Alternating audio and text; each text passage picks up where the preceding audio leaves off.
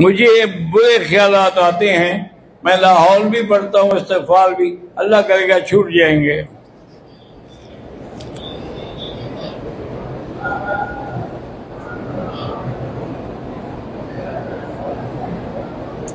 मैंने उम्रे के लिए अपने एक अजीज के पास रकम जमा करवाई, फिर कोरोना का अज़ाब आ गया, तो अब इतने अरसे के बाद उन्होंने मुझे कटौती के साथ पैसे वापस किए हैं। बहरहाल बाकी रकम का आप भी बताए, उसकी शराफत है कि वापस कर दी, और आजकल कोई देता है, इसलिए बाकी तुम भी माफ कर दो।